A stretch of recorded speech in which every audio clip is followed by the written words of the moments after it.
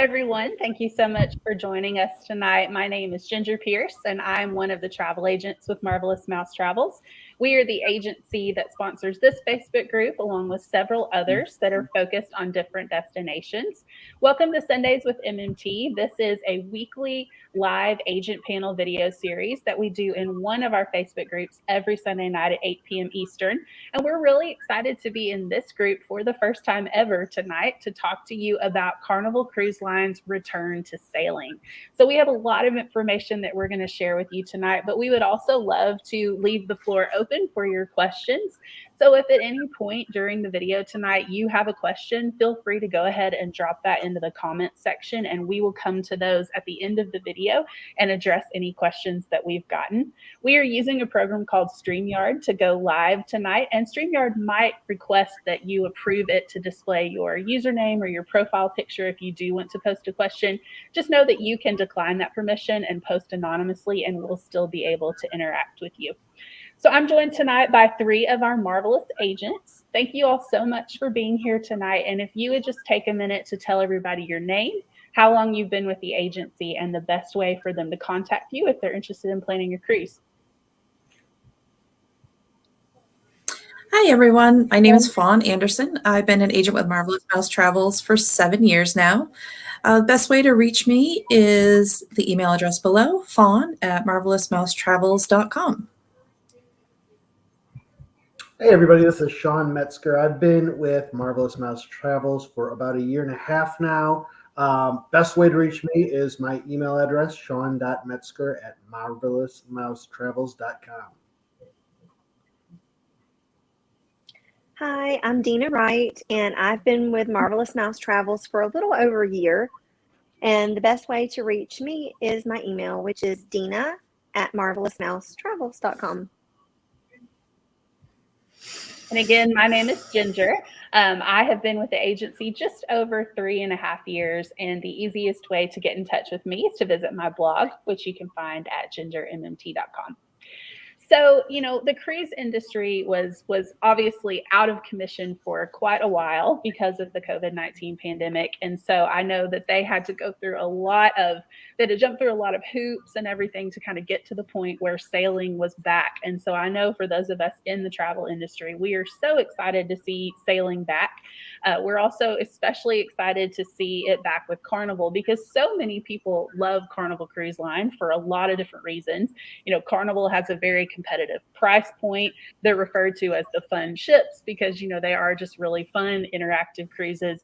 And so I know that many families, many couples, people of all ages are really excited to see Carnival back. And so, let's address probably one of the first questions that people have if they're thinking about booking a new Carnival cruise right now. And that is, what is Carnival's policy regarding vaccination status for guests?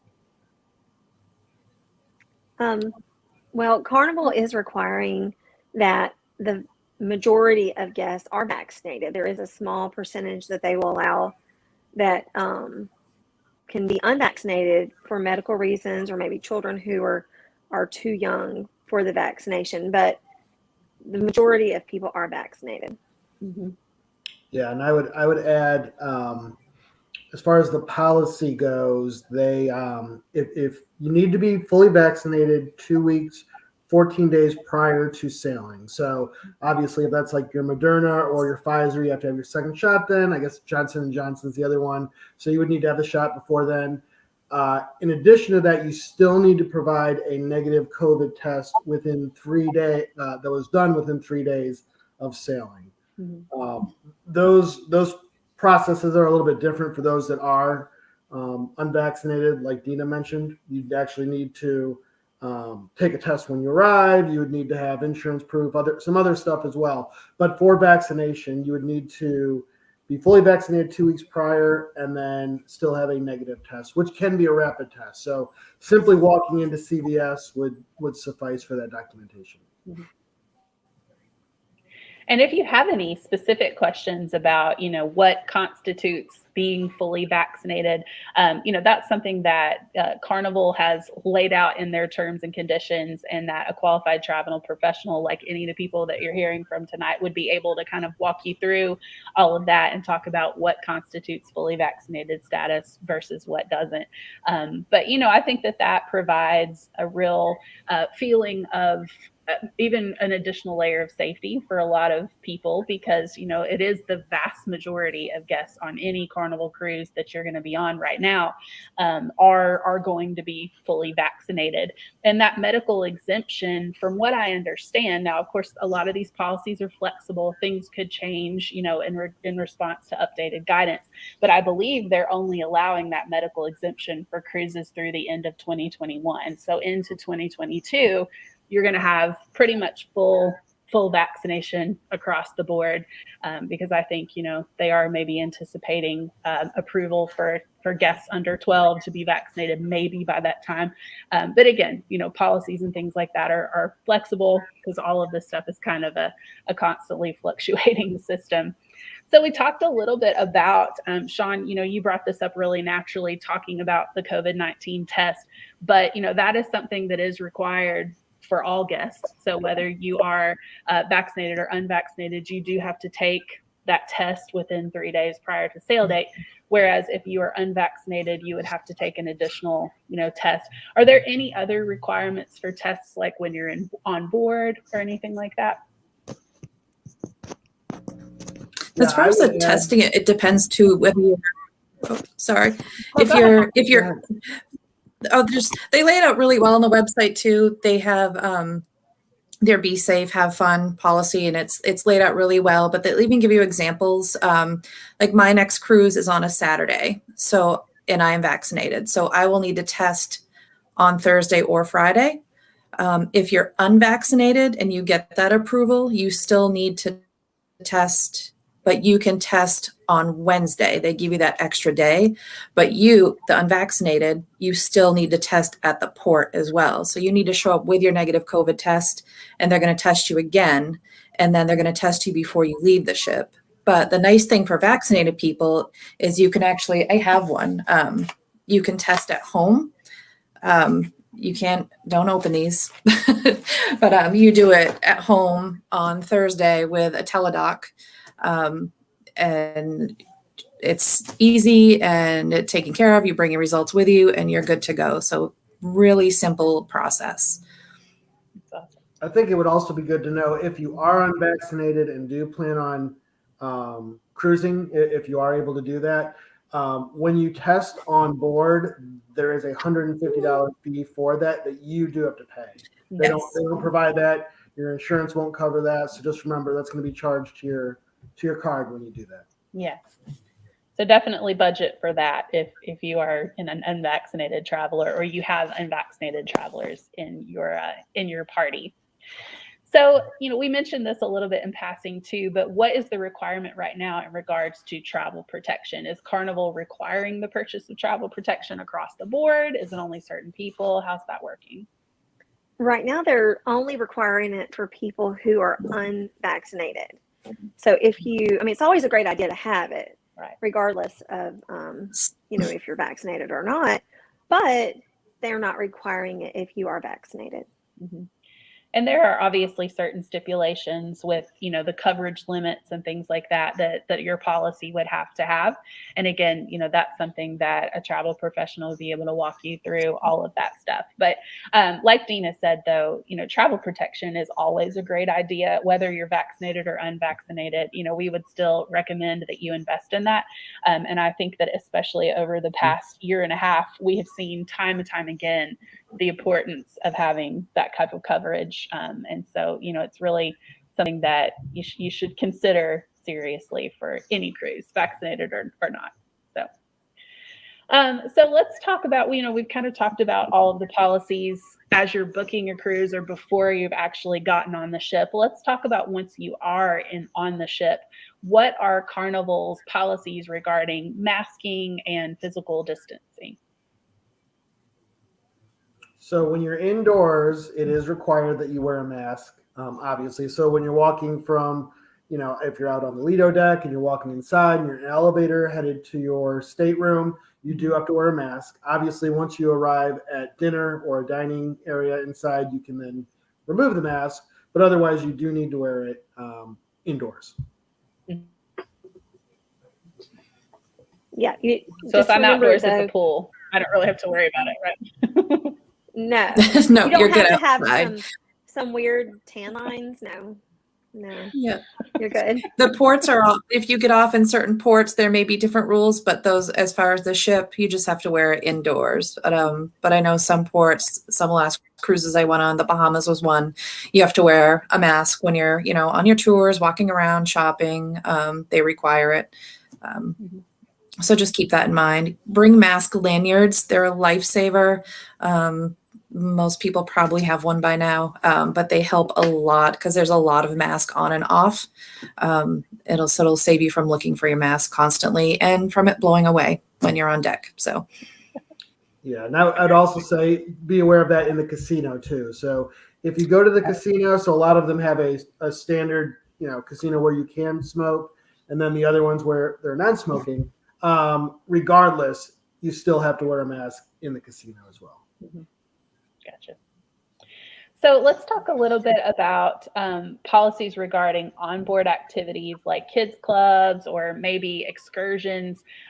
How's all of that working right now? So for the excursions right now, Carnival has, for everyone, but if you're unvaccinated, you can take what they're calling a bubble tour. And obviously that keeps you in your bubble. So you're allowed to get off the ship, go do your excursion. When your tour is over, you do have to return back to the ship if you are not vaccinated. If you are vaccinated, of course, and you chose to still take that bubble tour, you can go back, walk around, shop, do whatever you want to do.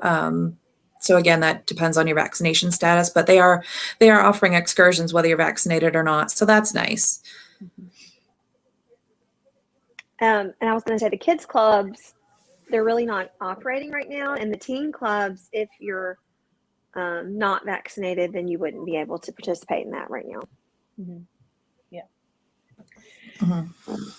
So let's talk a little bit about, we've mentioned travel professionals kind of as we've gone through and mentioned different things, but why, in your opinion, is it so important for guests to book their cruise through a travel professional? Not just right now, but always.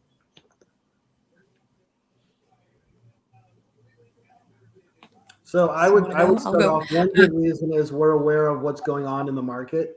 We're always in meetings. We're always learning. We're always going through training. So travel professionals are always going to know what the guidelines are, what the current process is. Obviously, with COVID, it's always changing, right? It's always in flux.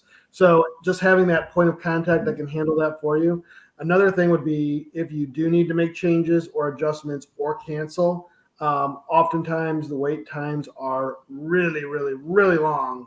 And it's something you don't want to spend your, Wednesday afternoon when you're supposed to be working, or your weekends sitting on the phone for literally 3 or 4 hours to get through to somebody. So it's nice to have that contact person. Absolutely. Anything else you guys want to add?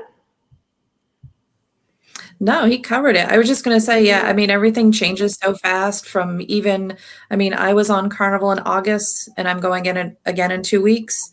I was vaccinated for the past cruise and I'm obviously vaccinated for this one. But even being vaccinated, the policies have changed within, the last time I've been on it. Not a lot, but I didn't need to take a test at all last time, period. I didn't need one. And now I need one. The mask policy is a little different than it was a few weeks ago. So things are changing very fast. And agents are aware of that, which is great. And I think Sean pointed out one of the most important things is the hold times are very, very long. And we do that for you, and we do that for you for free.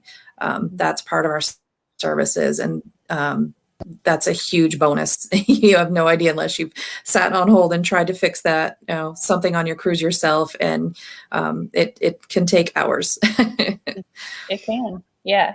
And, Fawn brought up a great point that you're not going to pay any extra to book your cruise through an agent than you would pay to just go on Carnival's website and book it yourself. And so, it's really a win-win situation for consumers because you're not paying any more and yet you're getting someone who is going to wait on hold for you for forever, somebody who is keeping up with all the different things that are changing and is really, in your corner when you need them to be. Now, Fawn, you mentioned that you've already done a Carnival cruise. You're about to do another one, and anybody else too that wants to chime in. What do you guys think in terms of, is it worth it right now to go on a Carnival cruise, or do you feel like anything's lacking? I think it's worth it because they're at limited capacity. And so there's a lot less people. You don't have to wait in line at the buffet as long. So that's nice. Yeah, I went at the end of August and I was honestly blown away. I was amazed by how clean they kept everything. Of course, it wasn't at capacity, right? So there were a lot less people, so you didn't feel crowded. I mean, I felt safer on the ship than I did at a grocery store. I mean, they were just on top of everything. Absolutely. Everything being cleaned, wiped down. It was an awesome experience. Yeah. Yep, agreed. I mean, I can tell you, like you said, I was on in August. When I came home, I rebooked the cruise I'm coming up on. This was not one I had planned. The pricing right now for cruises is fantastic. There are not a lot of children on a cruise right now. If that's, I mean, a lot of people like an adults only option, and I'm not going to say there are no kids on there, but there are very, very few children. And I want to comment, like, the people that work on these ships, they're always wonderful, but they are so grateful to have people sailing with them again. And they're constantly thanking you, and they're so nice. And I mean, the ratio from crew to passenger it's crazy, just because, like everyone has mentioned already, the capacity is so low. You can go get a chair by the pool. You don't have to get up at 6:30 in the morning to go reserve your seat, and you can get a seat at the bar. You can go in the sports bar and not worry about having to get there early or go to the comedy show early. You can just go. It's more relaxing. You're not as tied into a schedule. It's a great time to cruise. That's awesome. Yeah, that's all great If points. you're comfortable with that. Yeah, of course. And that's something that, I really think, again, speaks to the value of a travel advisor, because, so many of us have been on these cruise ships. We have experienced this firsthand, and we can give you, tips and tricks and honest to goodness reviews of what it's like right now. If you have cruised before, or if you haven't, obviously things are a little bit different right now. And so having that firsthand insight, I think is really, really valuable.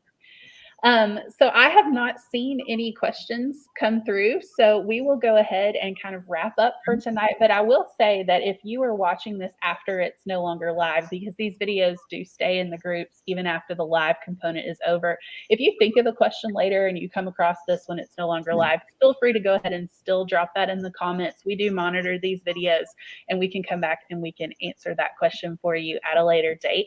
But thank you so much for joining us tonight for Sundays with MMT. If you'd like to get more information about a cruise or any other type of vacation from any of the agents that you heard from tonight, our contact information is all back at the beginning of the video. If you happen to join us a little bit late, we can help you with anything from a cruise to an all-inclusive vacation to a theme park vacation and beyond. And it is the same price to book through us as it is to book directly with the vendor. We will be live again in another one of our groups next week, so we hope to see you again next Sunday at 8 p.m. Eastern for another episode of Sundays with MMT. Bye, everybody. Bye.